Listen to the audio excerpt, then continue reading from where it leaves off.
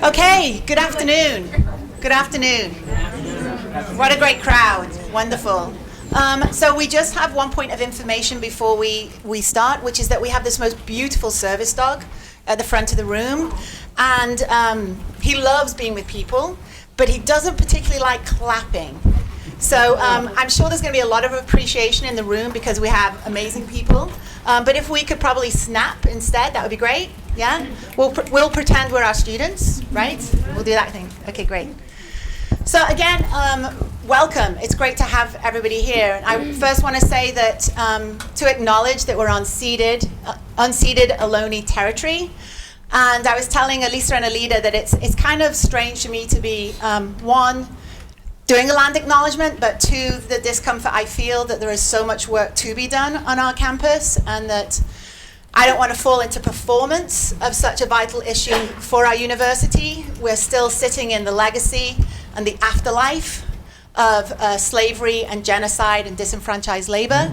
And so what does it mean to constantly be working wherever we are in our own lives and as a university to be acknowledging those histories and how they sit in our everyday. So just want to acknowledge that the reason that we can be here is because of the Ohloni's generosity in allowing us to be doing this work with them. Okay, so a little bit of a background is that this is part of the Teaching in Troubled Times workshop series, and it's now been going on for 2 years. And we haven't got it up, but we'd love you to look at the resources that have come through a whole series of workshops written around this very important subject of what troubles us in our times and how do those times enter our classrooms, our lives, and our students' lives. It's a program held between 3 units on campus and represented by Amy Shaw from the Division of Equity and Inclusion, many of you may know. From Jean Cheng, part of the manager of the Academic Innovation Studio, the person behind the magic in this room, and the American Culture Center, and I'm the director, Victoria Robinson. Oh, thank you. I like the snaps. So again, this series started as a response to particularly American Cultures faculty at the beginning of 2016 saying, I know that my students are feeling a lot, I'm feeling a lot, and I want to think about how that's going to show up in the classroom and how I support and approach those complex lives. I don't want to see them as just students in my room. I want to see them as everything that they're bringing into this space and then taking back with them to their families and communities. And from that, a series of workshops were developed. This semester is a little different in terms of we've done single workshops before, but this semester is set up as a community of learning. And to be brutally frank and honest, for those of you who know me, you know that's how I actually show up, is that there's pressure, I think, on every university to think about inclusivity and the inclusive classroom, but we don't want a cut and paste model. We think that here at Berkeley, we may be able to home grow something very, very meaningful, full of the tension and the anguish and the dreams and the beauty that might come with these conversations. So this is a semester of learning for all of us. And we're hoping that you'll participate in the series of 4 workshops, which will culminate in December with a community of learning, so that we together can think about what are the bigger takeaways, what are the points of information, what are the resources that we want to share that we can take out to the campus. So there's very much an intentional arc for this semester that will end with us all coming back together, hopefully in December. And with that in mind, that's why you have these pieces of paper on your chairs, because we're really hoping that you will contribute to that learning outcome, and we'll tell you more about that towards the end of today. So quickly, the structure for today is that we're going to have this fantastic conversation brought to us by our amazing friends and colleagues here. We are then going to parent share in the room. We're going to do some learning together, some questions together. Then we're going to bring the big questions back to the room. Then we're going to have another group dialogue. So with that said, I'm going to ask Elisa, Alida, and Zeus to introduce their titles on campus before we open with a big prompt. Hi everyone, can you hear me? I'm on mic check. Okay. Hi, my name is Elisa Diana Huerta. I'm the director of the Multicultural Community Center. I use they, them pronouns, and that was, yeah, no fun facts? Okay, that's who I am. Hi, good afternoon. Good afternoon. I can't hear myself. So I'm Zeus Leonardo. I'm a professor and associate dean of the Graduate School of Education. glass building across Triple Rock. And I'm here in solidarity and in collaboration and community with the folks there and here. My pronouns are he, his, and him. And also I wear a hat in the School of Ed, but I wear a visor in the critical theory designated emphasis, that you'll hear some of that way of thinking in my talk. I'll concentrate on some of the things I understand about violence from the readings that I've done, both how people receive it, and also some complications that I've learned from reading Fanon and other people. Thank you. Hi, I'm Elida Bautista. I'm the Director of Inclusion and Diversity for the Haas School of Business. I've been there about a year and a half, and prior to coming to Haas, I was at UCSF on faculty in the Department of Psychiatry, serving primarily children, youth, and families, focused on trauma. I was the director of the Multicultural Clinical Training Program for residents and psychology graduate students, and also was the director of the Diversity and Inclusion Certificate Program for staff through the Vice Chancellor of Diversity there. Thank you. So those are the official titles, but there's so much more that you'll find out about them. And we had a fantastic conversation ahead of time to think about the spirit of this room. So I know there's many directions we'll go off on, but to have one big opening question to jump us into our work. So this topic has drawn a lot of interest, and perhaps a basic question drawing from your own experience is, what are your principles for scaffolding the classroom or place of learning from your own experience? Anyone can take it. It's free for all. Okay,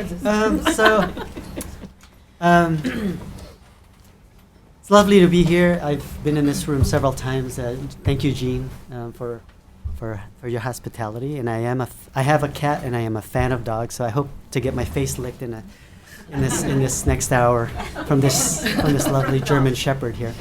I come at the issue of trauma. I'm not a clinician. I'm a critical theorist. I do a lot of philosophical, theoretical work, including things around violence and fear. But I'm fundamentally a pedagogist. I'm in the Graduate School of Education, as mentioned. And so, and conversations between Victoria and I wrote a piece circa, 2010, I think, with Ronald Porter, trying to talk about violence in the classroom. And my co-author, Ronald, and I chose that concept and that term very deliberately, because we were at the time doing an independent study together on Frantz Fanon's work. And some of you who know his work or have heard of him, Fanon has a lovely chapter in Wretched of the Earth, I believe it's chapter 2, on violence. It's called on Violence, or Concerning Violence, something like that. And we started to think about the classroom and how to theorize. And so when I say theorize, I'm not talking about my other favorite topic, which is cosmology. So I'm not talking about something more or less esoteric. When I say theory, I'm talking about social experiences here that are real for people. So we started to think about violence and how that may explain this problem I had, and I think Ronald had, with the notion of safety that we like to talk about when we talk about talking about race and racism, which we always felt as violent. And so we tried to turn that on its head a little bit. And so in the classroom, I try not to talk about it as a place of safety. In fact, if I had longer, and I hope to say some of that, it's a place of violence. But that word is very deep and meaningful, and so it would take much more unpacking. But at the very least, that if it is a place of safety, I don't reject these sort of more or less sort of, living room conversations about what's safe. I think I allow myself to have that conversation. But if I go deeper than that, that classrooms that talk about race and racism are hardly ever safe, particularly for people of color, other marginalized people in that intersectional understanding of people of color. And so as a pedagogue, I try to set up a condition of risk, an acceptance of risk. And if it's a safe space, it is a place that's safe to take risks. It's a place of safety to take risks. And that involves multiple levels of violence, right? Including the ones that, again, people of color, students of color incur, but also in a more tricky or nuanced sense, the kinds of what Ronald and I call humanizing violence. And I'll end with that just to define it for you, because Ronald and I don't think that the opposite of violence is safety, because safety can be violent. To us, the opposite of dehumanizing violence is humanizing violence, right? And that's from Fanon's work. And I believe the Panthers may have talked about that as well. So the classroom is not a place of safety. It's a place of risk.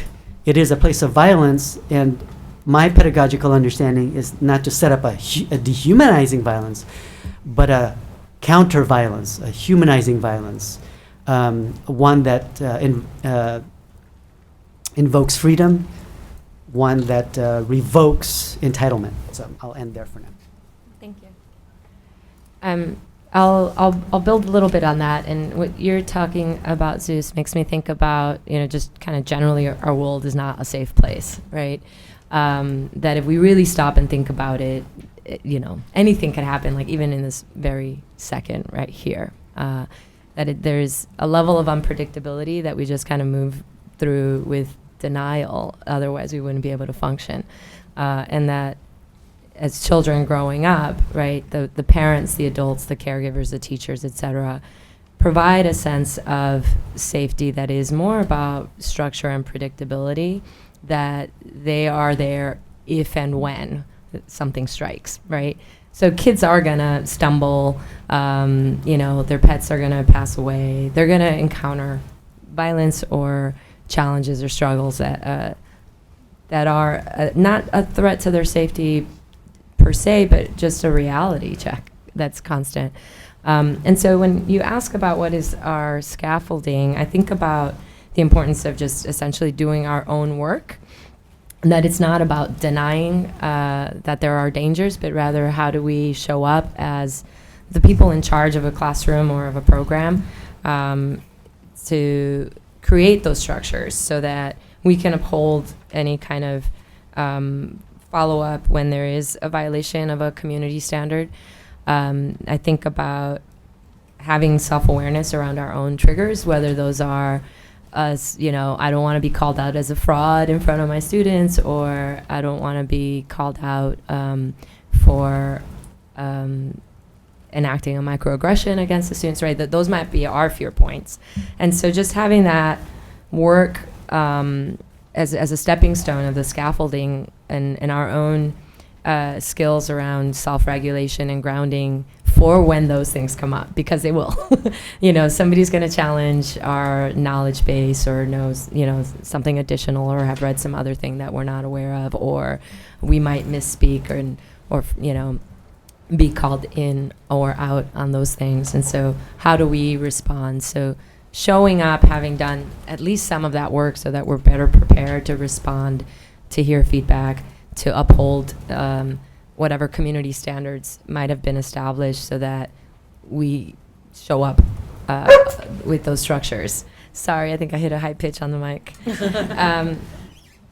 Based on my work, I think the couple of takeaways that I would want folks to think about is that in order to be trauma informed, you have to understand how trauma shows up, and that there is no one right way, right? Some people will respond to a traumatic event by shutting down. Some will be hypervigilant. Some might emote more, right? So there's no one right way or wrong way. And so if somebody lets you know about something that happened to them, one of the things that we talked about was that urge to say, well, I don't think that really is true because they're not behaving a certain way. That with our own constructs of how somebody might respond or show up, if this had happened to me, I would, there's just no norm, and so having some understanding that there's a lot of variety of ways that might present, having the humility that we will always have something to learn around these things, that every culture has their own, and culture being very specific to a family even, will have different ways of expressing affect, and and that our primary role and what we can provide is that structure and predictability for when these injuries or violence or traumas happen. So those would be the scaffolding things that I would. Yeah, I think we're just gonna keep building off of each other. Like from the it's the best. So where I sit and ponder on campus is at the MCC. I don't know if folks have visited the MCC. What I'm finding out, I'll be celebrating 10 years on campus Monday. I was like, when is that? And so I think what I have found in this time, and I think is especially pertinent, is that a lot of people have opinions about what the MCC is or should be. I think that's the same thing that happens in classrooms. This is what a classroom should be. This is what it shouldn't be. And I think that there's like really a culture of that on this campus. But there's not a lot of structure and work for engagement. And so I think that also, like, building on this question of safety, we also get this is what a multicultural center should be. It should be a place that's safe, it's diverse, it's inclusive. And absolutely, yes, but it's the terms on which those things happen are really important. And so I think one of the things that happens is we have core values in the space, and I've been thinking about that as both a facilitator of the space, also as somebody who has been a professor or lecturer at other universities, that my first role in that is not to have, when the first thing I have to do before I'm doing any of my work is to exactly know what are my fear points. Have I been doing my work, my self-reflection? Do I know how I respond to certain situations? And what I found on this campus, and why I say this thing about people have a lot of opinions about what we should be doing, is we get told a lot but not asked questions. That's been my experience when I've seen, especially on the staff side. And there's this distancing that happens, like learning happens in certain places. If my experience of talking to undergraduate and graduate students is that, and my own experience as an undergraduate and graduate student, is that my learning happened everywhere and all the time. So I think that one thing is, how do we make that gap that exists a little bit, how do we bring those pieces a little bit closer together, but also talk about the constellation of experiences of learning is really vital.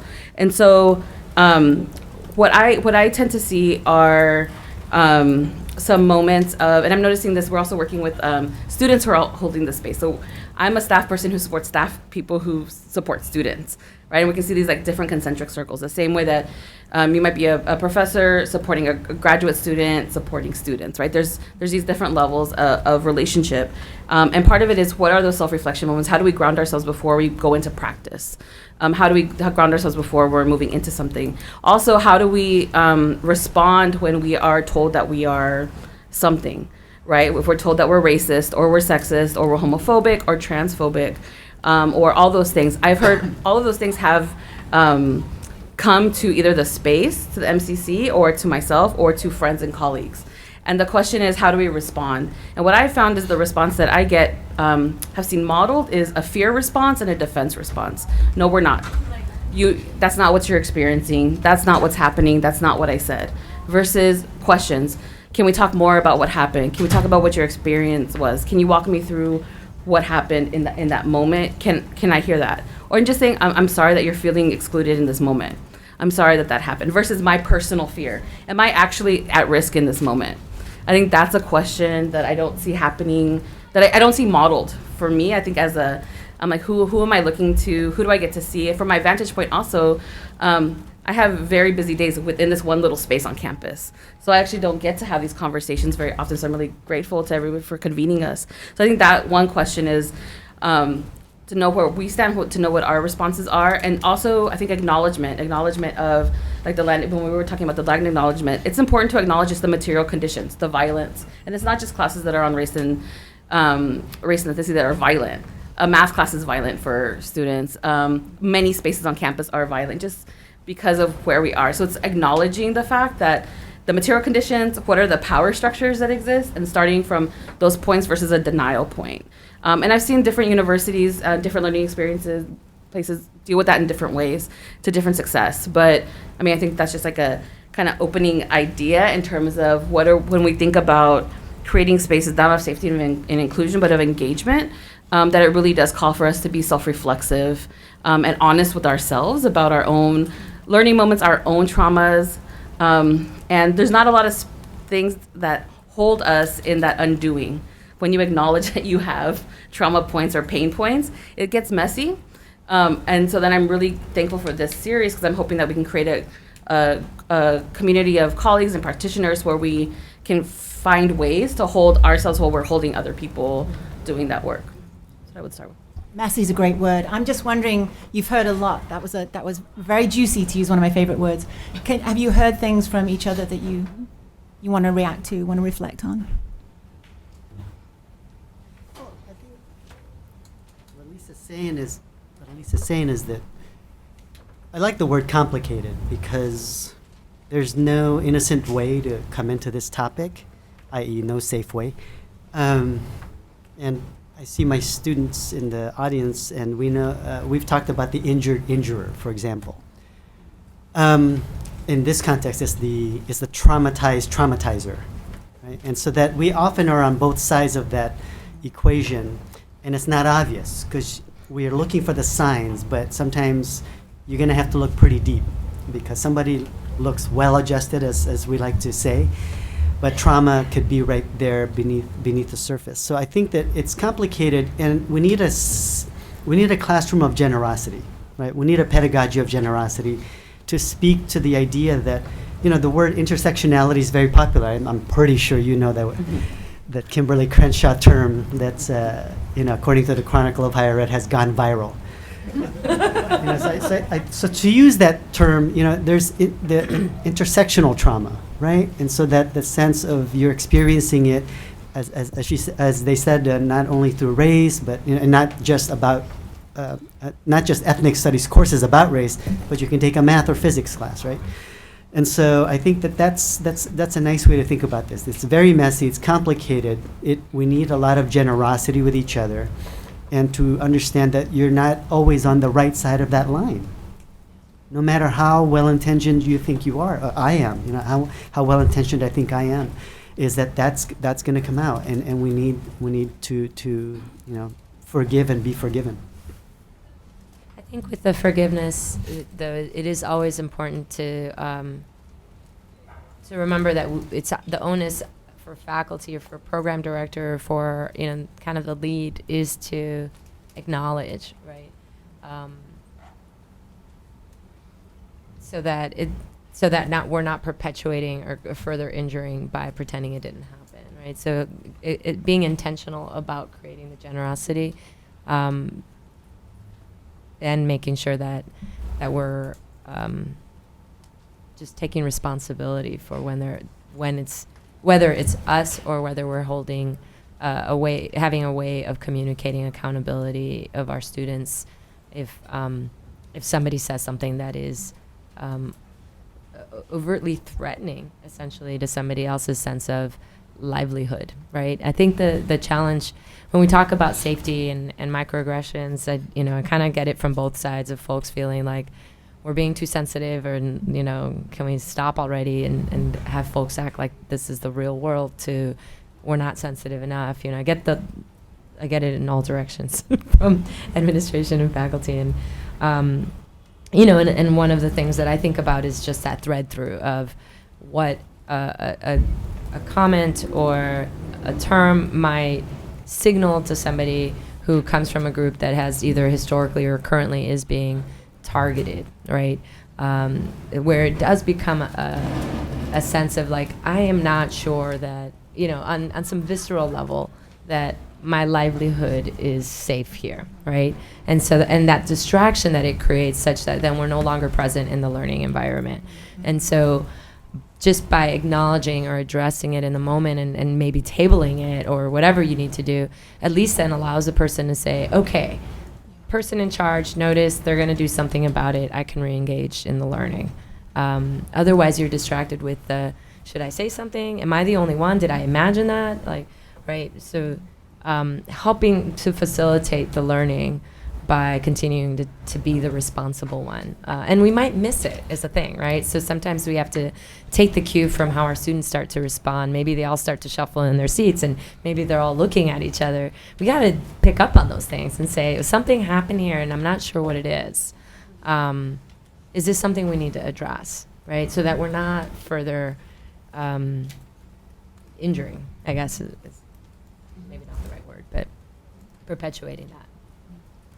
Absolutely. I think this question of the generosity, we're talking about this, I'm looking at Amit. We're talking about what does it mean to be generous and how much work, how do we also need to support folks so they can feel generous.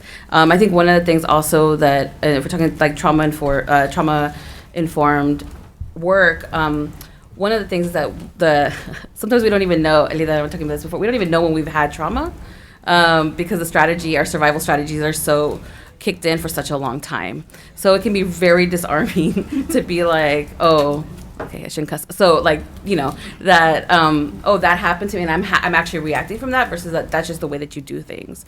And so I think one of those questions of generosity, what do we actually need to actually be able to be in a generous moment, and how do we trust, I think the code for like safe spaces, this question, I'm also thinking a lot about the othering and belonging work, what that means to belong or in those moments. But what does it mean to co-create spaces that are values-based and that there's actually a collective understanding and agreements with each other to create that, right? But what does it mean to create the space? I think about the MCC within an institution that also does not help always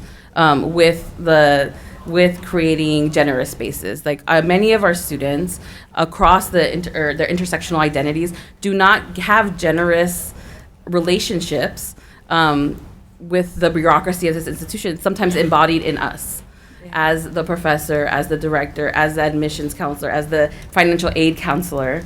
Like we are actually, I've seen in this, I think this morning specifically, we had, moments that in terms of things get embodied into specific people when there's a systemic problem happening. Yeah. So I think that's one of the things also with our wellness coordinator that we have in the MCC and talking to a lot of practitioners within TANG, for instance. One of the big challenges that we're having is, okay, we're actually trying to address trauma that the university itself is inflicting, or the institutions, the bureaucracies that we have in place are actually creating that structure. So I'm not against the university, just on camera. I'm not that, but I am in terms of not pro systems that are not people-centered. And I think we have to really think about what those systems are and how those, like, not to have structures. And we struggle with this all the time in the space. How do you create structures that are not for the sake of structures, but structures that are create enough flexibility for folks to be creative and to feel held, but not to feel restricted? And what's hard is then we get students coming back and talking to us about, well, we're trying to do this thing, but that's not what I can't do that in this other I have to put a different hat on, a different, completely, it's within this bubble, so I can't do this work outside. How do I bring these practices outside? And what's hard is often institutional bureaucracies that don't recognize that, but then are also touting inclusivity, diversity, and these kinds of ways so what does that look like in practice? And that's where I find the conversation breaks down. Does it happen what happens in actual practice to support us to create this approach of a generous response to learning? I've also found, I think, in these conversations of naming the violence of a classroom is, I, as a student who I would say had a very successful academic career until I didn't, but we're coming back to that. It's a different level of conversation. But to actually be aware of the ways that, talking about trying to identify our own traumas was, I didn't even realize how I didn't know how to learn. And I think I probably didn't know how to learn since I was like in the 3rd grade. I knew how to know, and I knew how to know before I was taught, but I didn't know how to learn. And that happened very quickly at a very young age. My mom's also a bilingual ed teacher, so also like thinking about youth development, childhood development. From a very young age, I learned that my value was being smart, and so I had to know before I was taught. And that got me all the way through graduate school. And so also now working with students coming into this environment, saying they have to know there's so much undoing that has to happen so that we can just actually get to the point of the work. And all that undoing that has to happen often doesn't happen until they graduate and are outside of our university. So I think that we as people who hold positions in the university have a responsibility for that, for folks not to survive here, but to actually thrive while they're here, not have to leave in order to be able to take a deep breath and then reflect. Right? I know there's like development things and that happen, but those moments, I think whatever we can do from where we're sitting to lessen the violence of the place, that's one thing that is kind of on my to-do list all the time. Can I help not continue to inflict a particular trauma? And that's even aside from the actual like content work that I'm supposed to be doing. One example I can think of in terms of what you're describing is just negotiating, for example, any kind of accommodations for, say, mental illness or something that might not always be obvious and that students themselves might not know how to navigate. Maybe this is the first time they're dealing with, say, a severe depressive episode or psychosis or something where they didn't go to the doctor in time, they didn't get the note, and now they're behind 3 assignments or didn't show up for the midterm, and the restrictions that faculty have about how they're supposed to follow certain rules and bureaucracies, right? And the accommodations, in that office, like the rules they have to follow, and then the service provider and the rules they have to follow, right? And how do you align all those things so the student can thrive rather than be living in this fear, worry about now I'm going to fail because I was overwhelmed by this condition to the point where I couldn't follow up on my academics, but I couldn't follow up on my own care, right? And so, I don't know if we're digressing too much. No, but absolutely not. So I think at the heart of so many statements in this conversation has been relationships. And so how do you form those relationships that scaffold the space? And Lida, you talked about the relationships being predictable and predictability being a very essential part of that relationship. And also, I can't remember who mentioned this now, belief. Like, what does it mean to show up with belief? And Zeus, in one of our conversations, you talked about the instinct of faculty to jump into content before relationships. And so I'm wondering, in the essence of what relationships mean for this work, can you add more to how you do foster those relationships? What are your principles? What are your values that build those relationships that you're looking for? I think of knowledge as a relationship, right? It's not, it's information, obviously. It's things we know about the world, but inevitably, knowledge, as written by people like Edward Said, is ultimately a relationship between, let's say, subjects to subjects, or sometimes subjects to objects. And so generosity to me isn't just a feeling, and it's not even an ethos. It's a condition. It's a condition you set up. And so I know, and my students know, that we're going to be talking about heavy things, right? And I can't just go into colonialism in 5th week without having done the relational work with my students. So through practice, such as, for example, I've been a professor since '98, and I've never had a class that didn't eat with me. My students know they bring food, and I always check in. I always ask every semester, just to confirm that they do want to do that. I don't want to take it for granted. It's us times of austerity, especially. And so you try to set up a classroom space where the relational work is a necessary part of the pedagogical work, right? So I'm not just imparting information and readings and content, because I know that is at least triggering for some folks, and that the learning can't take its fullest place without the relational work being there, because the relational work is where the trust comes in, right? The trust comes in.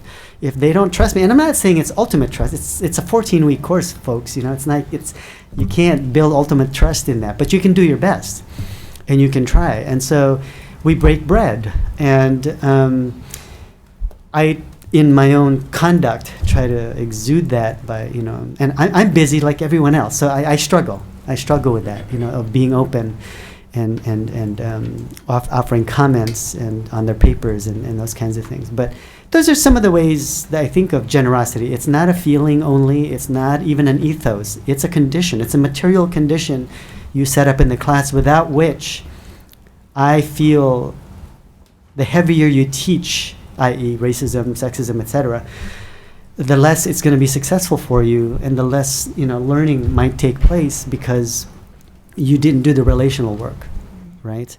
And that's an ongoing work, is my point. That's an ongoing work. It's not a 14-week. And finally, like climate change, right? You can't, like, for example, come to this talk because it's something new to you and expect to learn some skills and then go back to your classroom and say, oh, why didn't it work? It's like rolling back the fossils burning now and say that we can go back to our 1970s standards. No, the damage has been done for decades. And if you haven't been doing this work for decades, a couple of AIS, this is AIS, a couple of AIS workshops aren't going to do it for me, for you, or anyone. And so, like climate change, right, that the damage has been done. And so we can lower and scale back our fossil intake, et cetera, or you see, I'm using that as a metaphor, right, for violence, et cetera. And so I think that's the way I'm thinking about the work now, is it's not, just a workshop that we do, because all those decades of experience, those come out in your teaching. Yeah. Those come out in your teaching. So, some people may be befuddled, because you've attended 12 workshops, it's not working. It's not working. The classroom is as unsafe as before, because the decades of fossil burning is still, the effects of that are still there. Can I respond to that a little bit? So I was hoping you I would. love this analogy, and I would hope that part of what people are taking away from coming to these workshops, though, is creating new relationships with each other here, and continuing to have contact, curiosity, and seeking out more understanding, whether that's, going to film festivals or reading different books, having conversations with colleagues that look different from you, right? So, like, kind of starting to do more of that work for yourself, and it's not an overnight thing. It's definitely lifelong learning. And, even myself as a woman of color, like, I have straight privilege, I have cis privilege, I come across as an able-bodied person. So there are all these things that I need to continue to have conversations and learning and growth about, right? Religious minorities or language minorities that I need to learn more about. So my hope is that, that there isn't some expectation that we have, like, fairy dust that we're going to sprinkle on all of you, but rather that this is just, continues that foundation that you've been building, and that you find other avenues to keep doing this work for yourself. I was going to say something else, but I'm blanking, so I'll pass the mic on. Yeah, I think in terms of just thinking about practice, how do we do this? Like, that was the question, right? Yeah. How do you form the relationships? How do you form the relationships to do this? So I think part of that is the honesty, is really, what did you call it? What kind of honesty was it? Generosity? No, it was another kind of honesty. Sorry, ultimate honesty. I was like, that sounds like a Trust. Ultimate trust. Yeah, Ultimate trust. This comes for me for honesty. So I think part of it is also really consistency. So I think because I'm in a space that is in the hierarchy of the university, doesn't have a lot of influence actually, but I think over the years, what I've seen is that we do have the opportunity to have a lot of influence and build relationships because of where we are literally centrally on campus. Obviously, also, like, we have a lot of eyes on us, right? In terms of a lot of let's even think about Free Speech Year, and which was supposed to be just a week, but it's like happening still, right? But so, because there were anti-Marxists on campus, 2 weeks ago we had to cancel our retreat for interns, right? I don't know if folks know about that, but for the MCC and Gen Ec both had to scramble because we had we're doing work to support students of color and queer students to get support so they can thrive right on campus. But then there's these other institutional things, external forces that are happening. So a part of it is that what that did was it rocked some of our consistency. We weren't able to be consistent about, we're going to give the interns an opportunity, this learning environment for them to learn both, ground themselves in the work, and then learn how to be in the space. And what we're seeing then is, but there's still the expectation doesn't change of what people want when they come into the space. But we didn't actually have the opportunity, we were not supported institutionally to continue to do that learning, right? But you're still held accountable for that in certain ways. So that's where generosity breaks down. It's just like a broad example of how generosity breaks down. And in the time that I've been here, I was the only staff member for most of the time, many of the years in the MCC, and I'm really glad that we have now a full staff that we probably imagined 20 years ago. But one of the things that happens is also because I've been there for the longest amount of time, is that we also I have to be very aware of decentering hierarchy in the space. So moving away from power, but that's not me moving away from accountability and responsibility.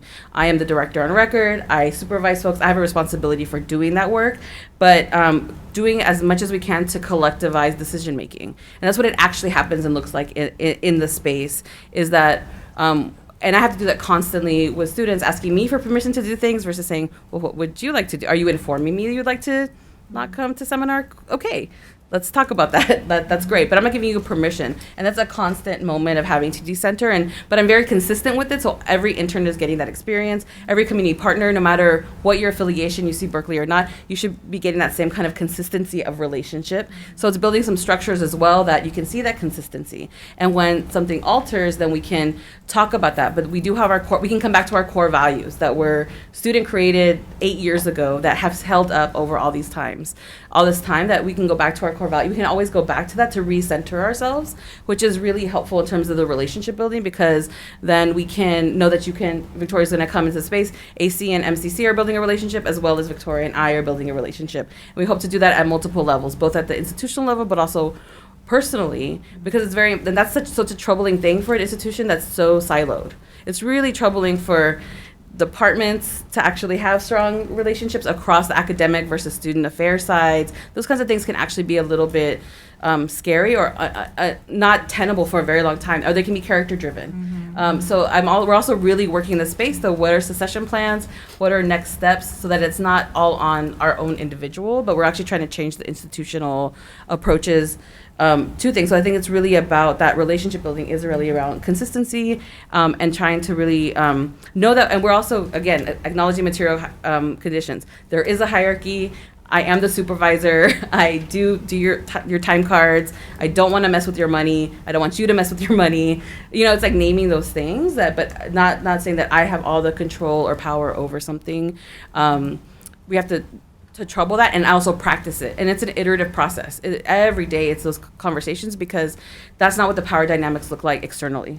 So students are also getting students, faculty, staff, we're all getting lots of different messages depending on where we are. So that chaos is also, just to name that the chaos can be really unsettling. You want to jump in? I'll jump in a little bit. Maybe some stories would help too.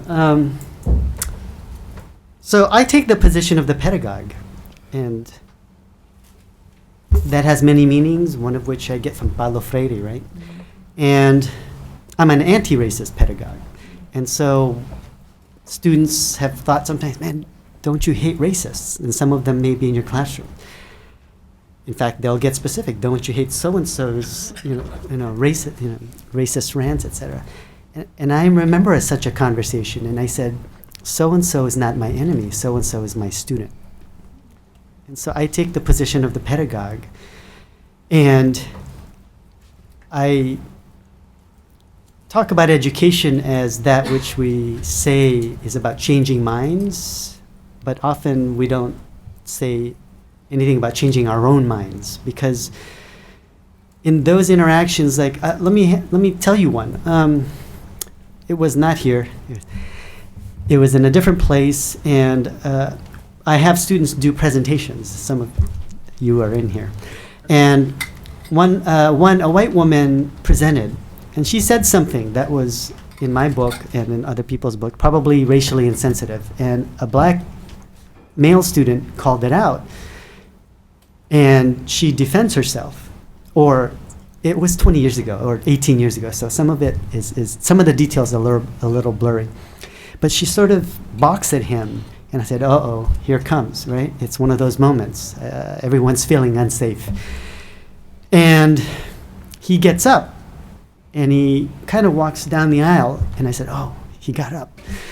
And she gets scared of him, and you could see the fear in her. And I said, oh, she fears the black man in him, right? And this is something we've read about and we've experienced also. And I had some of my mind made up what was going on. This is a white woman who's not aware of her own whiteness, who said something racially insensitive. And I said to her, I want to talk to you, during office hours about what happened. not what you did, but what happened. And long story short, she comes to my office hours and tells me, and I mentioned, being scared of the big black man. That's a stereotype. That's a Fanonian moment. If some of you can refer to that book, that's a stereotype that all black men are big black men. And he was maybe my height. So she comes to my office, and lo and behold, she's an abused woman, or she's a survivor. She's a survivor. So she's a traumatizer, right? And then I had to hold myself back. I go, oh, this is complicated. Because when he came at her, and he didn't come at her as in he was going to strike at her, but he came closer to her. I think she saw her past of men who have abused her. I think it was very personal. I think she was a domestic victim of abuse. Anyway. And it got complicated. And that might have been what I called earlier intersectional violence, right? So that an abused person was perceived to be abusing someone else. And it really forced me to sort of soften what I thought I knew, because I'm a race scholar, darn it. I know what I saw. But it got complicated. And because of that complication, it softened, and the conversation itself was more humanizing between us. And to end the story here, she somehow became my champion. That I don't need that, by the way. I don't need that. I'm just saying that it went from a potential disaster to this student could have done many things after that. At least leave the class, maybe even file a grievance that Professor Leonardo wasn't open, whatever. But it ended, I think, in my books well. And I didn't give up the critique about what she said. I reminded her what she said and how the other student felt. I didn't give that up, because that would have been wrong too to me. I think that, but anyway, a story. So we're here also to share stories with each other, and this feels like the moment to do it. So I think we're going to take 10 to 15 minutes, you talking to each other, digesting what's been said, how that reflects on your own experiences, and then we're going to bring it back to the panel and have a discussion about some of that conversation. There's more food and more water to drink, but please share some time with each other. And we'll come back in about 1:15. Yeah. That was very rich conversation. Something that came up in a breakout here that we quickly wanted to start off this feedback with is trauma. What is trauma? How do we think about trauma? It's a very big word, and we've used it a lot. So Alida was going to quickly share some thoughts on how we might think about trauma. We have somebody in the audience. We also talk about the definition of violence. And then we have There's another So- definitional Third question. definition request, generosity. Yeah. Right. What are we doing? All right, so trauma, violence, and generosity were the requests from the audience to have us define that. So I'm a clinical psychologist by training. I won't go through all of the PTSD, DSM diagnosis definition, but so when I think about trauma, I'm generally thinking about a threat to life, and that could be self or somebody adjacent, right? So for a child whose livelihood is dependent on their caregiver, if there's a threat to the caregiver, that's a trauma to the child.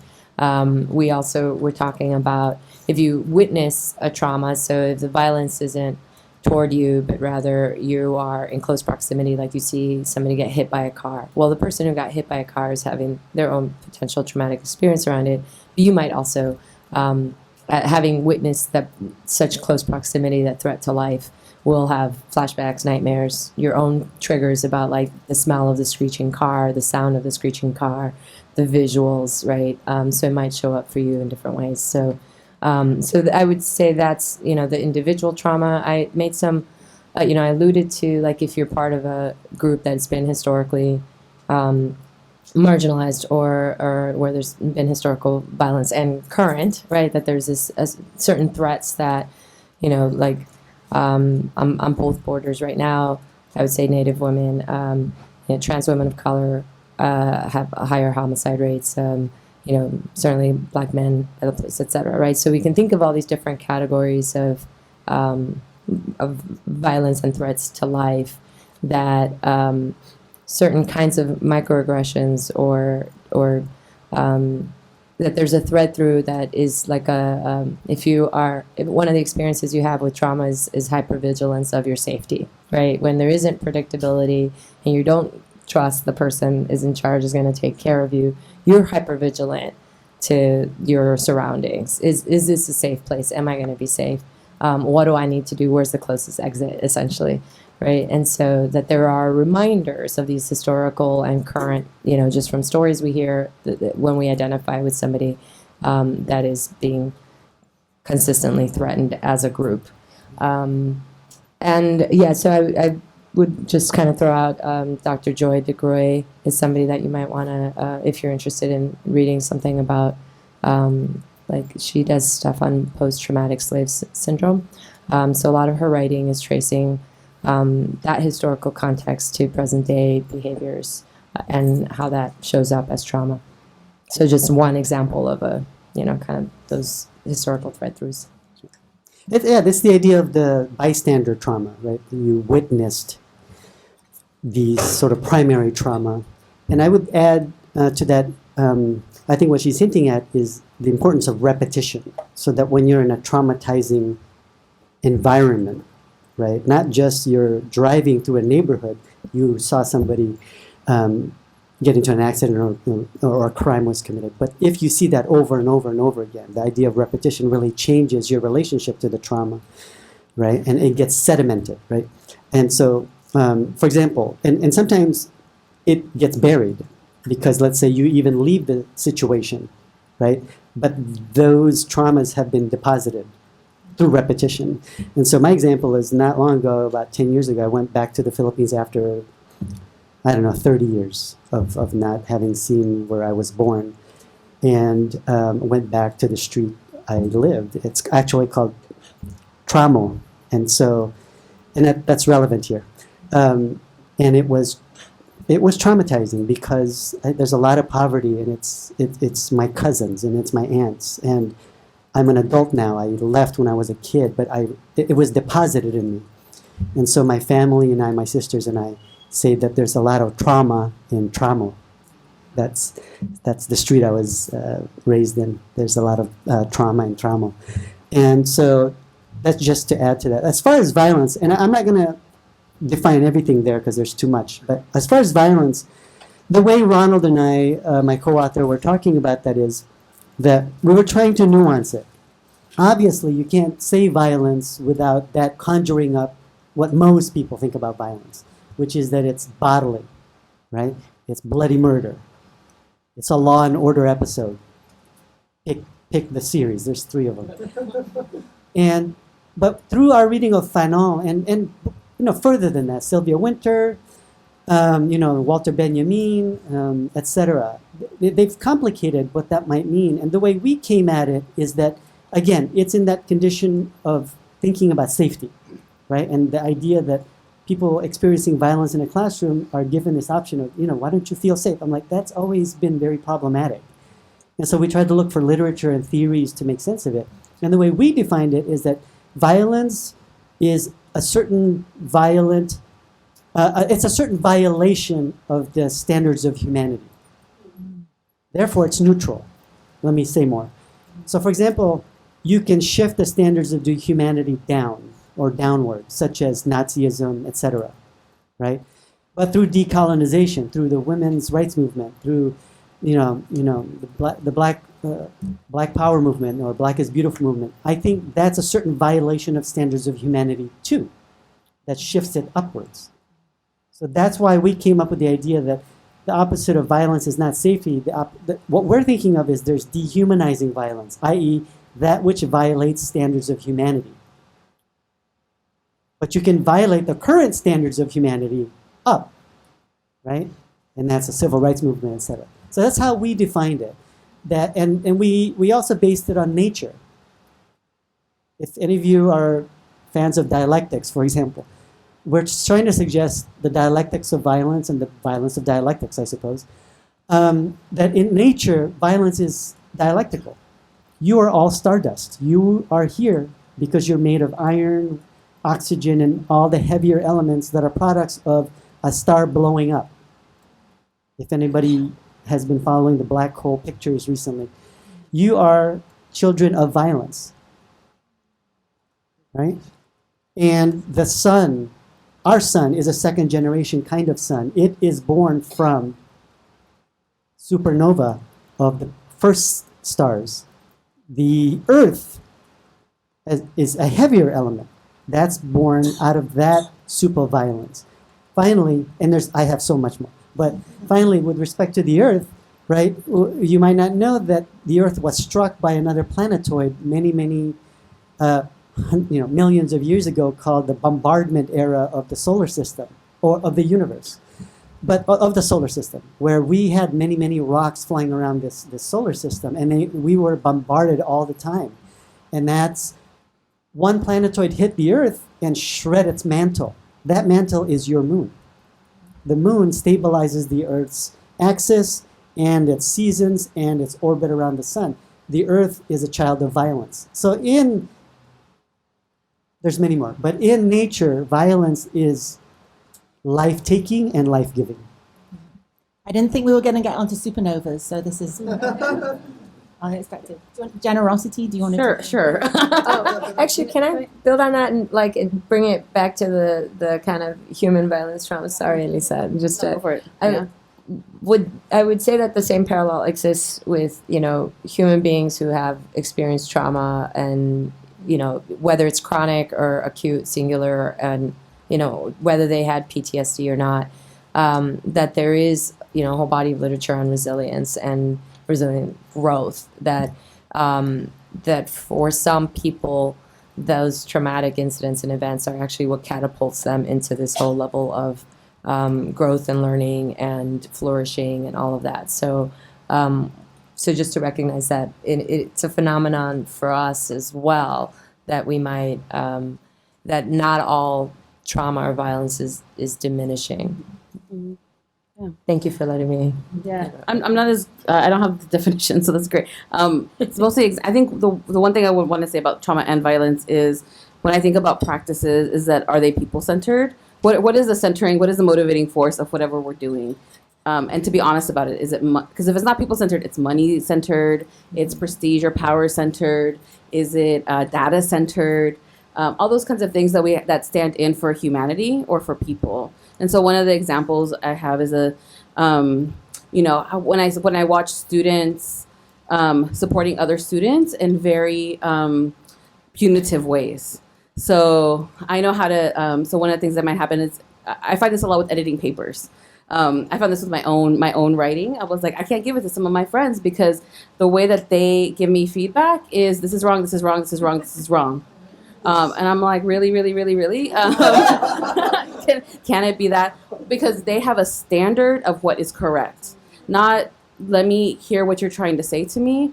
Is this, am I, so there's a phrase in Spanish. You can say, me explico, then me explain myself, or te entiendes. It means, do you understand? Am I explaining myself, or do you understand? There's a difference there in terms of where it's coming. The question is, am I explaining myself? Not, do you understand me? Because that puts the onus on the other person's receiving. So the moments of just that moment. So when I see other students saying, and then having to say like, oh, well, how do we do, this goes to generosity. So when I'm reading their papers, let me give you a generous, let me do my reading. And they'll say, I haven't had anybody, including GSIs or professors or other students, give me anything to build on. I haven't gotten questions. My papers are either fantastic or you need to rewrite this, it's unintelligible. So one of the things that happens is, what do you do with that? So generous is like, how do you give people blocks, like building blocks, steps, reach towards to say, can I understand you? Can you tell me what the goal of this is? Not let me tell you what your goal is. But that's also in teaching, is to give people, well, if I'm going to do this, this would be my goal. This is how I would outline this paper. This is what I found is successful in an academic journal. This is what I found is successful in to get a publication. This is what I found is successful in an op-ed, versus saying this is the way you write it, this is the way you do it, this is the way. That's just like one example. I think the other example around the generosity is we find this with, I find this in different modes, and it's hard in this day and age because a lot of, I guess always, language is used against us. We come up with something that gives us a little bit of traction, and then it gets operationalized against us very quickly. So one of the moments is like, why do I have to be generous in a space around everybody's welcome in the MCC as an example? People come in, folks are welcome. Well, no, this space is only for certain people. This is the conversation that we have to have, like, and it goes maybe in the MCC, it can go with universities. Only certain people qualify to be at Cal. What an elitist thing that at a public university, we're number one in the universe. That only certain people, are qualified to be here. That says less about the student, more about the institutional values, not about and how we're teaching people. So that some people are able to get 5.0, 6.0 GPAs. I was one of those students who was able to do that. And also seeing like other students who don't even have the chance to do those things, right? So it's also like we have to be very clear about what our structures are.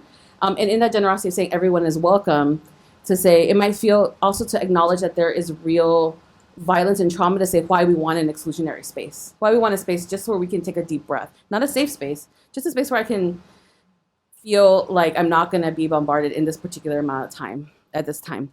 But what I found is like, the question is, am I really in crisis in this moment? If this person is here printing at the space, here in my classroom, here asking a question, are they taking, I find that's a very like capitalistic, like, if I give you space, it gets taken away from me. So one of the things we are working on with generosity is about abundance models versus scarcity models. How are we not in competition with each other?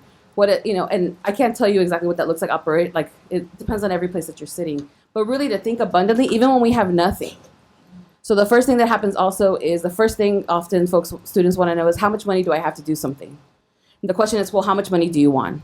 Well, how much can I have? Well, what do you need? Think creatively. Because they're like, I can do everything with $10. And I was like, what if you don't have to do that?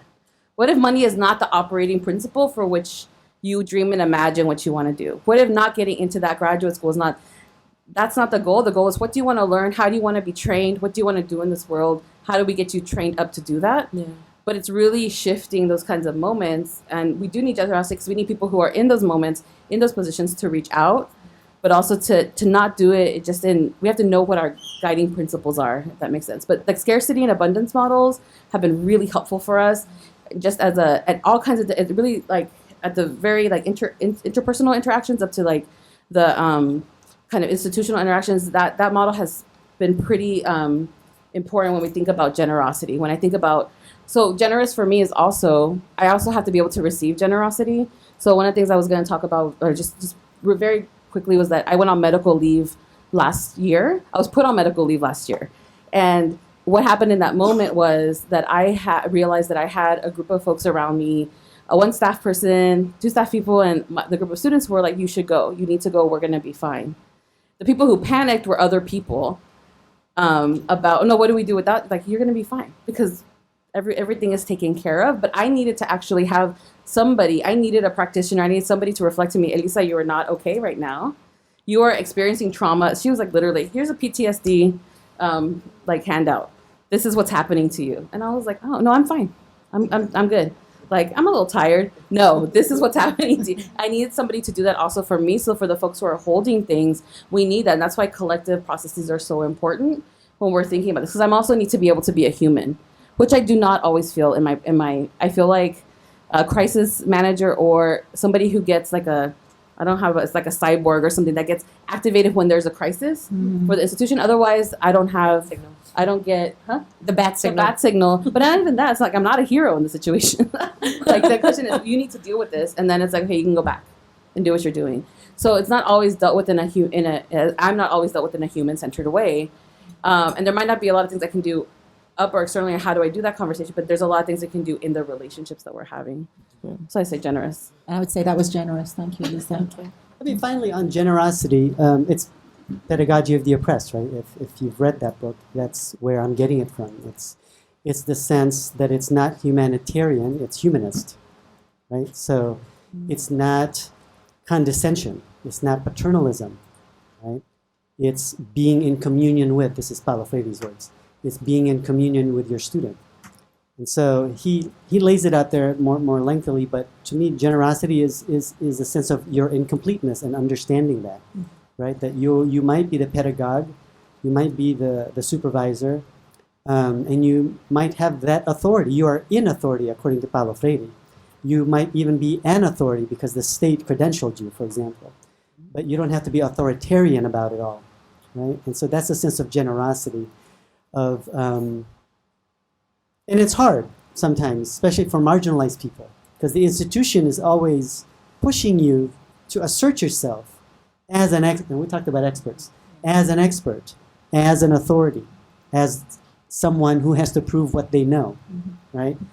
And sometimes that's not the best condition for generosity. And so we have to, that's when I actually invoke the concept of self-violence, in the meaning I've given about self-violence, right?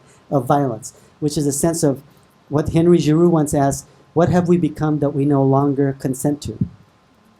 That, to me, in my framework, necessitates self-violence, meaning, right, to violate what we have all accepted as a standard of some kind of humanity, right, to self-reflect, is to be self-critical.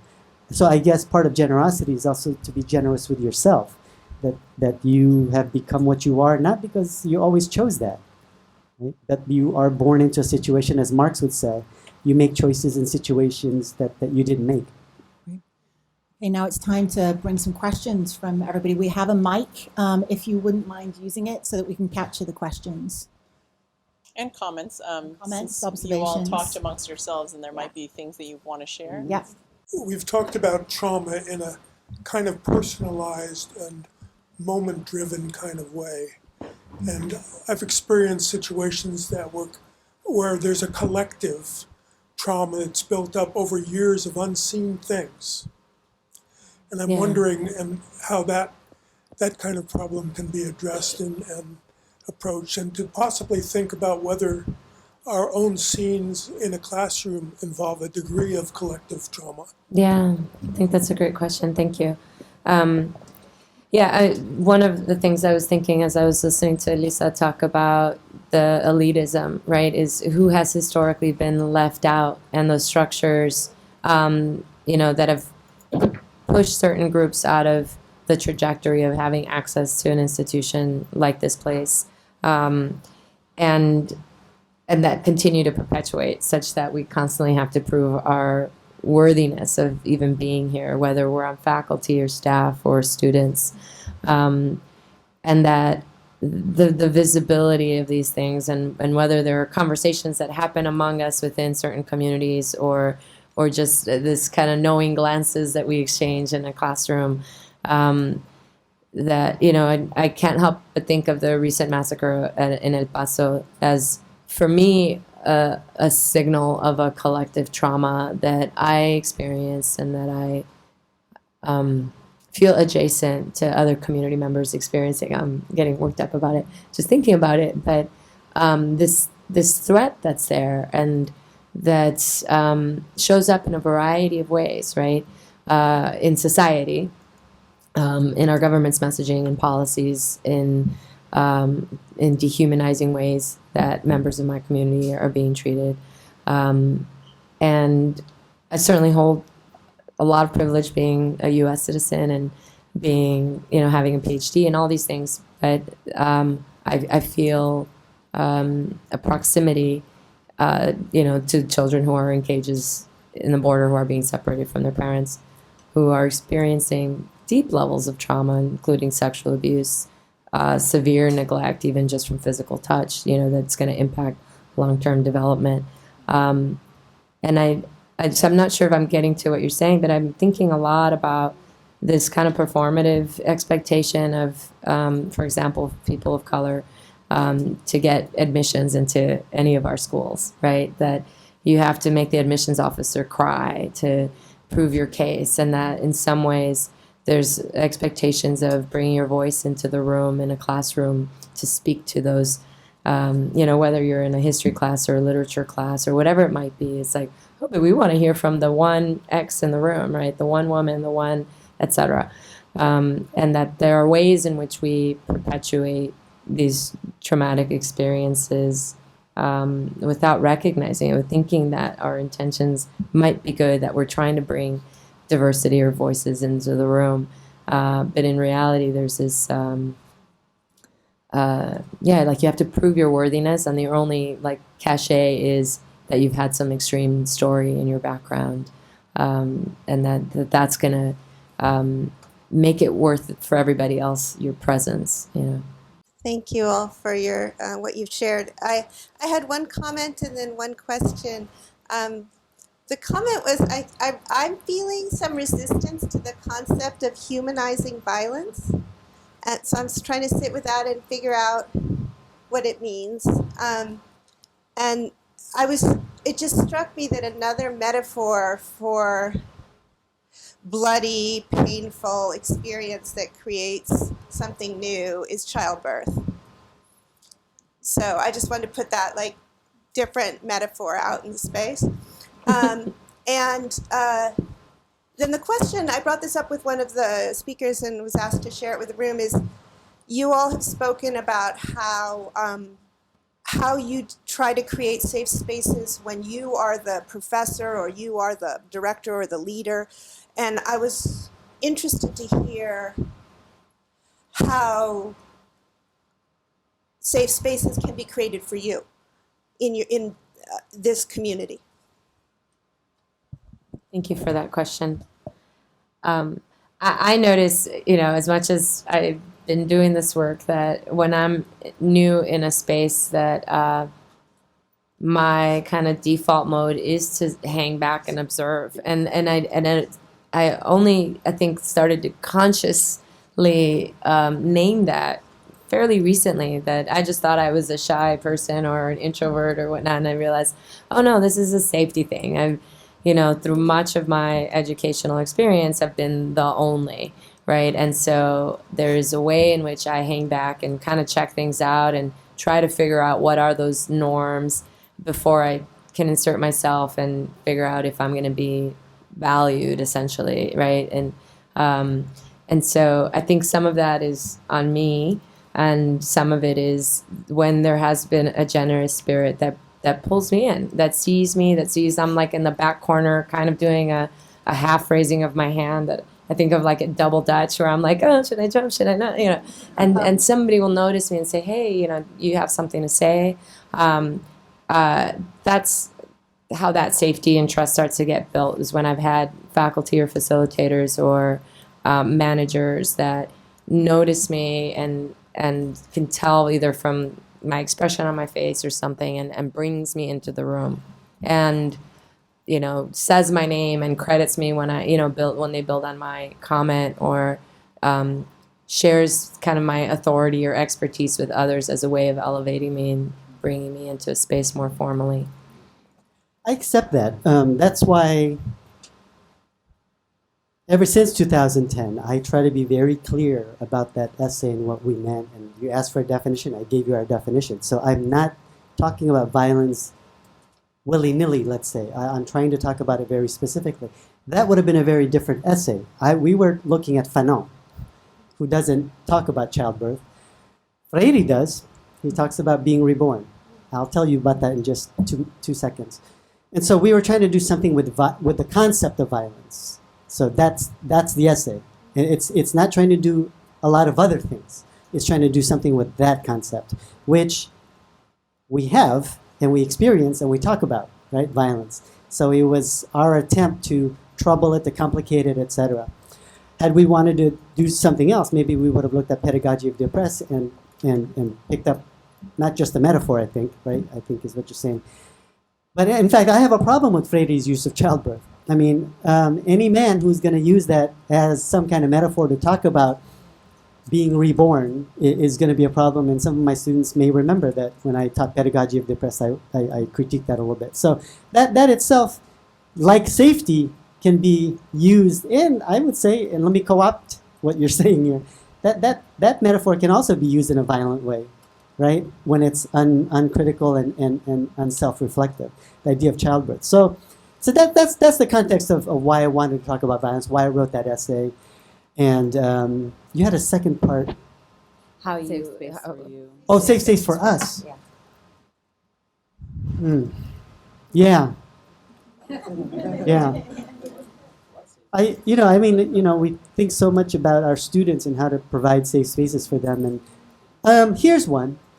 So, I have colleagues who are from the disciplines, let's say, and one way to feel safe is when we, let's say, hire somebody else from that discipline so they can have somebody discursively to talk to. I have never really experienced that as a critical theorist in education. We don't have another one like me in my department, and I don't know when we ever will. Right? And so I could be like many colleagues I know who want someone like them, but I've had to get used to my condition. And I've no longer expected that somehow the university will give me a coffee friend, you know. And so I guess my answer to you is, yeah, I mean, I've had to live and eke out a life here, and I found my friends in the critical theory designated emphasis across campus, but it's not in my own department. I'm not saying my department's bad. That's not at all what I'm saying. I'm happy there.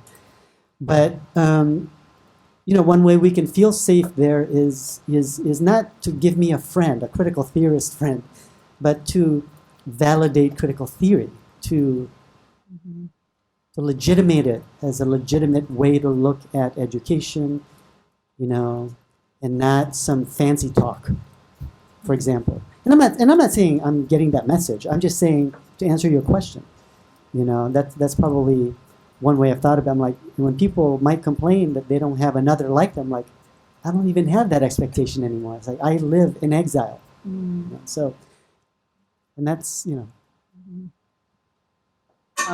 I think I was like, let's not be cynical, but like, I'm like, is this true? Like, it's going in my head. Like, I don't know that I have an expectation for safety.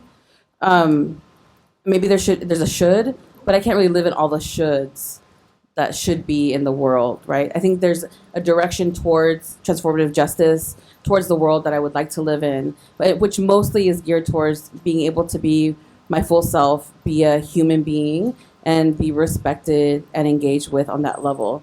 But I don't have a expectation for safety from my employer, from my colleagues, from the folks that I work with, because that has not been what has happened in practice. For me, schools have not been safe. Things are not, when we talk about safety. And one of the reasons I want to trouble safety, that we've been troubling this concept of safety, is because sometimes safe spaces are used as permission. So if I'm in a safe space, let's say like a ethnic specific, like a Chicanx space, it's safe to be myself, but it's okay. People are like, oh, I can be safe, I can be here. I'm safe to be homophobic. I'm safe to be sexist. I'm safe to be that. So those things I find happening, that happens so often. And as a queer, gender nonconforming, fat, Chicana, Indígena, nerd, all the things that I am, there's not a safe, I haven't been able to be like, oh, I expect to be safe and I demand being safe. Whereas other people do because of their privileges, and they are listened to and heard and created, whatever makes them feel that. I have an expectation for all of us to feel discomfort, for all of us to risk, for all of us to do that collectively, and that actually makes me feel more human, is to be engaged with, to be connected to be asked questions. And I think the thing that I look for in colleagues, in friends, in community, is our accomplices and interrupters. People who will interrupt when you hear something about, if you know our work, you know what's happening, to interrupt it and to call into question something, right? Not to just be like, oh, I heard this thing. Well, did you say anything about it? Kind of moments, knowing that we're in different moments in the hierarchy and institution. It's like being real about the material situation. So of course I want to feel safe. And I've also had to create my own safety plans. There's a lot of community safety. Like, I don't know if people know about the pod system, like creating your pod, like who are your safety groups. When we can't assume it's family, we can't assume it's in your, it's your at work. We can't assume those kinds of things. And I'm saying this in a broad way, not in legality, we have an expectation to safety, physical safety. But I also have not found that with Free Speech Week again. As an example, I do not feel like I or the students in the MCC were kept safe with all of the with the decision to go with the hyper-militarization route. For instance, that made us feel monumentally unsafe on campus and completely interrupted it. My question is, who was feeling safe in that moment? And those are the questions, right? And being right where we are, we have the vantage point on that. So I think the expectation of safety is very low in some sense, but I do welcome accomplices and interrupters and folks who want to engage and ask questions and move things together. Yeah. Hi, thank you so much for the conversation and inviting us into this space to talk about trauma. As a first generation student and as now GSI who work with, hello Evan, hi, and Kira and Julie. So we work together as a teaching team and we're online. And I know you mentioned creating these relational spaces, community space physically. Yeah. How do we do that online? How do I as a GSI can support the students online? Because we had this conversation 2 days ago and it's something that's on my mind, and how do I unlearn my own things, and how do I show up, and also I'll show up for myself. You know, in the interest of time, I'm going to take a couple of questions and maybe you can just answer. Okay. I think we're running out of time. Anybody else have a burning? My question is a bit an version of your question. There are often times when in a group classroom you have different people that bring different intersectional traumas, and how do you negotiate as an instructor, as a pedagogue, moving forward with the agenda of what everyone wants to learn while giving enough attention to the reflexivity process that may take forever for that one person who is there in that space. Yeah, those are great questions.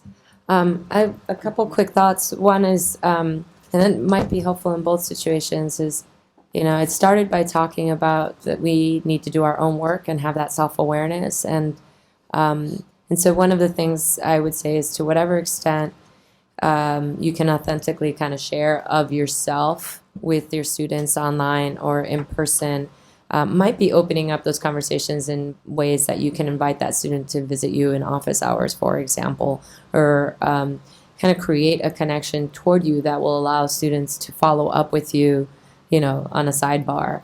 And so kind of a rule of thumb is don't share anything that you haven't already processed with somebody that you trust, or, a professional. But think about what can you share that is authentic, that invites others to know that you are a resource. And I think that, the things to really anticipate and think ahead of time is those classes that you might be teaching that don't have anything to do with this in an obvious way, right? It isn't a sociology class or maybe a history of colonization or something, but like the math class or the data, visuals, where some of these examples might signal something to somebody that so kind of just combing through and thinking about what should I anticipate? What can I in advance call out and acknowledge and invite conversation to happen in a different place, so that you're reiterating that sense of structure of like, I see this too. I understand this is problematic or flawed, and I welcome conversation. But right now we're going to focus on this thing, but like, rather than denying or pretending that it's not happening, because that's where you get the rupture, and then other students start to notice and call it in and say, well, you didn't address that thing, or you didn't notice how horrible of you that the student over here is suffering, right? So being able to touch base, acknowledge, but finding a space that you can address it. Hopefully. Yeah, when you create a pedagogical condition, you're not the all-knower, right? And so the sense of the community is what we're talking about here, so that just as there are learners at different stages of learning about certain content, there are different forms and experiences with trauma. And I don't have a way to tap into all that. And so I think when you create a condition, a pedagogical situation, where everyone else is not just a learner, but equally a teacher, equally, right, an expert in their own right, you're not always the one having to feel 100 different kinds of trauma that's going on, and you ask for the assistance of the community to do the work with you. So I have my own trauma, but I don't have yours. But somebody else might, and so I think there's a way to do that and to open up the space. Now, as far as the online, that's a great one because we're trying to go that platform, aren't we? UC Berkeley. I mean, I think what I've learned from postmodern theorists like, I don't know, Baudrillard or someone like that, is that I'm old school. I like face-to-face, partly because when we say things, there's a way to react, take back what you said, refine it, etc. that you might not get so much of with online. But I don't want that to mean that I believe that face-to-face is less ideological than online. Right? The face-to-face communication is somehow less ideological than online communication. That is, in a way, to have a sort of face-to-face fetish, right? That the idea that this is more authentic, this is less ideological. I think it facilitates certain things because if the immediacy is there. So that's what I've learned from some postmodern thinkers who talk about the idea that communication is always mediated, even if it's like this. Now the online is mediated by a screen and this. So we have to learn what that mediation tool, as an ideological tool, does and does not. Know what kind of work that does. So for, I don't know if I'll change in the near future of preferring face-to-face, but at least I can say that I've studied ideology for 25, 30 years now. I like that concept. And so that this face-to-face it has benefits, but I wouldn't say it's somehow less ideological, more authentic than, or even facilitates more, because some things are said face-to-face that are more traumatizing than when they appear as typed on the screen, for example. So Elisa wants to share one thing, and then we're going to wrap up quickly with a couple of to-dos. The one thing I would just encourage, I don't know if it works for both of these questions, but is one of the things that we've moved towards is students are asking a lot for healing work. And I connect this to teaching or education. One of the things that we've shifted is not bringing necessarily practitioners in to have the solution to do that healing, but to do a lot of self-work. So how do we do trainings that you are doing that healing for yourself, that you are on that own mode? How do you find out your own pressure points, acupressure points, or how do you do Reiki for yourself? Or how do you move your own energy versus relying on somebody else, the pedagogue, the professor, the director, whoever, to do that for you? And so what are those tools? And I think since we're talking about AC, we're going to be talking about race and ethnicity. We already know that that's going to be triggering. It's going to be activating in different levels. What are also additional resources that you offer just directly at the front? What are self-evaluation tools? What are extra things that you can offer? What are things that, if this might come up, we're talking about U.S. history. We already know what's going to be, some of the things, the big highlight points and things are going to be coming up. What are self-reflection questions maybe as you read these? This is how we're going to engage in it in the classroom. Consistency, this is the structure. But these questions might also come up. Maybe here's some reflection questions for you to journal about your interaction with the material that might not be exactly in class, but it's also just offering an additional structure. So what are those additional structures of support that we're offering and getting folks to be able to find a way to be able to get the engagement? Again, the answer is not to have all the answers. The goal is to create an environment that folks can learn in, right? And so I think that focusing on the learning, and so if it might be additional external things, then we can strategize about what those might be. And we have learned so much. You've got papers on your chairs that we would very much be grateful if you filled in a reflection, an observation, a comment. It's the learning community we are building. We collectively want to thank this amazing set of panelists, our colleagues, our friends, and you in the room. Oh, sorry. Let it clapping. I don't know. Then also there are people in the room who are collectively from resources on campus. And we wanted to quickly, could you please put your hands up? Wonderful. Yeah, she has handouts. There's handouts if you want any in the back. So come talk to us and we can send out an exactly, yeah. So I just want to say I'm from Optic Care Center. Fantastic. Thank you. Thank you again. Let's snap. Thank you for coming. Yes, thank you.